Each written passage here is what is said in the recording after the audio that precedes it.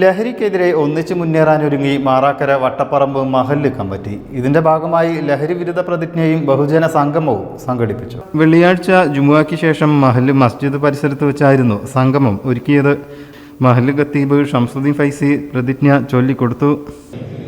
നമ്മുടെ ബുദ്ധിയെ, ആരോഗ്യത്തെ, സമ്പത്തിനെ, നമ്മുടെ ജീവിതത്തെ തന്നെയും നശിപ്പിക്കുന്ന മാരക മരുന്നാണ് ലഹരി പദാർത്ഥമെന്ന് ഞാൻ മനസ്സിലാക്കുന്നു. അതിന് പുതിയ കാലത്ത് ലഹരിയുടെ വ്യാപനം സമൂഹത്തിലും കുടുംബത്തിലും ഉണ്ടാക്കുന്ന ഭീകരതയുടെ ഗൗരവം ഉദ്ബോധന പ്രസംഗത്തിൽ ഖത്തീബ് വിവരിച്ചു.